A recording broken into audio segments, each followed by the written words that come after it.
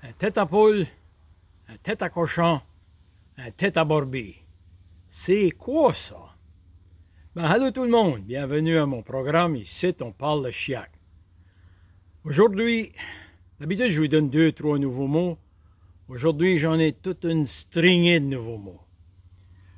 Aujourd'hui, on va parler aussi de la vie des premiers Acadiens, la vie de nos ancêtres, nos parents, nos grands-parents, nos arrière-grands-parents. Qu'est-ce qu'ils faisaient pour une vie? Ben, premièrement, la majorité de nos ancêtres, ils étaient des fermiers. Ils vivaient de la terre. Ils plantaient des patates, des carottes, des navots, des bêtes, des choux, des cosses de faillot. Puis là, ils plantaient aussi du grain, comme de la baillage, de la laine, puis du buckwheat.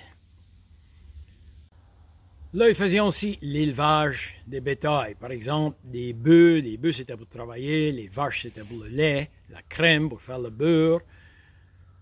Il vient des cochons pour la viande. Des poules, des poulets pour la viande, pour les œufs. Des canards. Des pirons. Probablement des... Puis on a mentionné aussi des barbies qui étaient pour la laine. Là, je me trouve à côté d'une bouchure qu'on appelle. Je pense que le bon mot, c'est une clôture. Des parcs à vaches, pour garder les vaches dans le parc. Puis ça, c'est un pichet à bouchure. J'avais été à aider mon beau-père à ranger de la bouchure. Puis il m'avait dit, on va faire ça en équipe. Là, on avait une masse avec une grosse tête de franc-bois. Pour frapper les pichets avec la masse, puis les driver dans la terre, d'habitude, on envoyait un coup, puis on disait « Ah! » Alors mon beau-père dit « On va faire son équipe. » Il dit « Toi, tu vas swinguer la masse. » Puis il dit « Moi, je ferai « Ah! » Ben là, j'ai une correction à faire. Là. Je viens de vous parler de frapper les pichets. Ben, en bon chiac, on dit pas frapper, on dit fesser. Fesser les pichets. Puis un poteau, on dit fesser un poteau. Ou un peteau. On dit pas un poteau.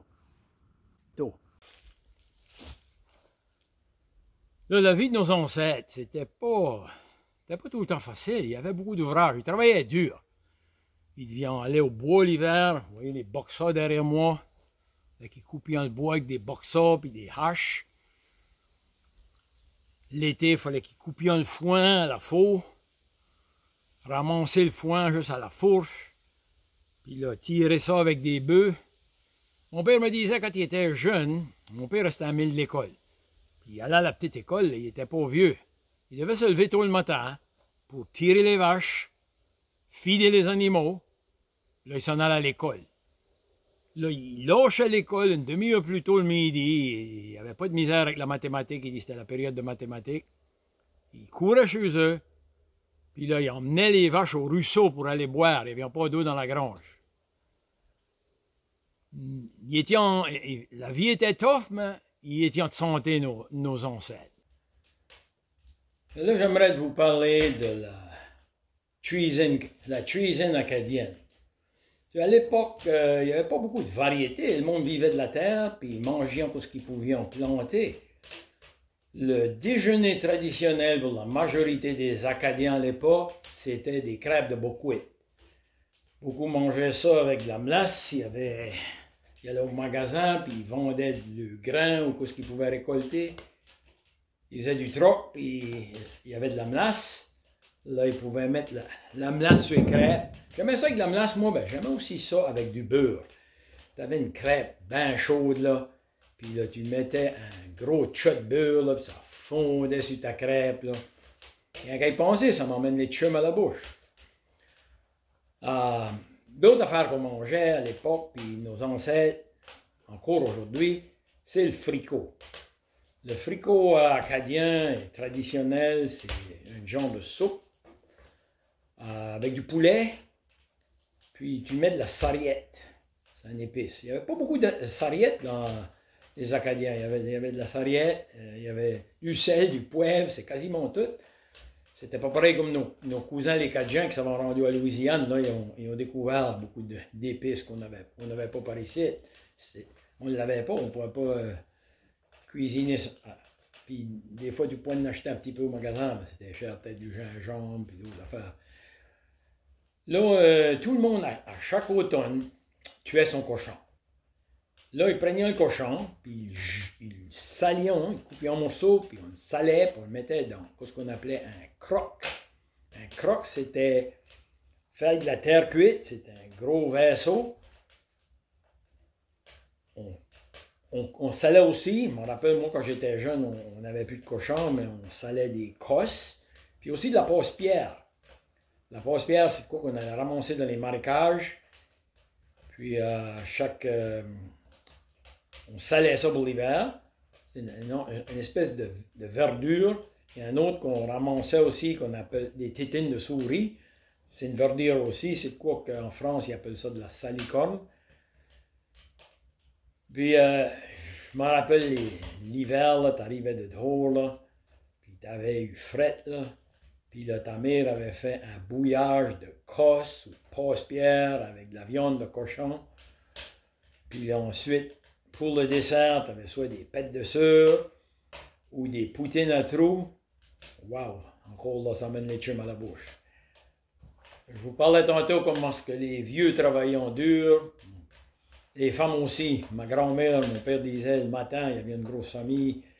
Elle faisait une grosse batch de crêpes. Elle faisait son pain.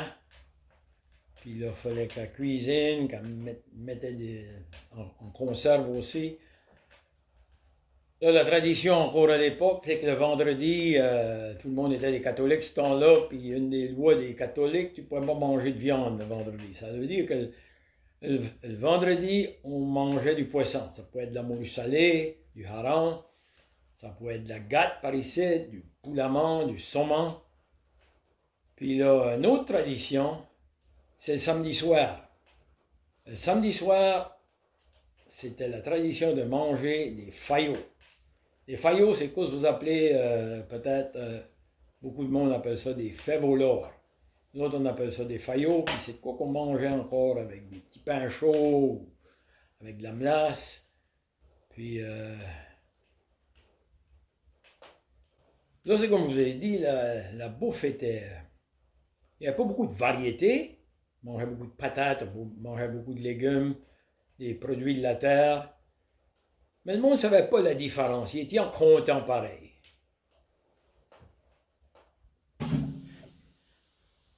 Là, une autre tradition du passé, c'est que le samedi soir, on prenait notre bain. Il fallait être propre pour le dimanche matin, pour aller à la messe avec nos harbes de dimanche, on voulait sentir à bon. Mais quoi d'autre qui arrivait aussi? Je viens de vous dire que le samedi soir, on mangeait des faillots. So, quand on avait mangé une grosse société de faillots, pouvez-vous vous imaginer aller dans le bain? Ça faisait des bouffioles, un vrai jacuzzi. Là, finalement, c'est le temps de vous expliquer c'est quoi un tête à poule, tête à cochon, puis un tête à brebis. Un tête à poule, c'est quoi ce qui est appelé en français un poulailler. Une place pour mettre les poules. Un tête à brebis, ben, vous l'avez deviné, une grange pour mettre les brebis. Un tête à cochon, ça a deux sens.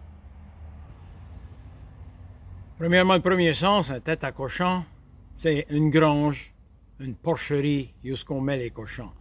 Mais un tête à cochon aussi, ça peut vouloir dire, je me rappelle quand on était jeune, si ta chambre était en désordre, ta mère arrivait et elle disait « Ah ben là, tu messes.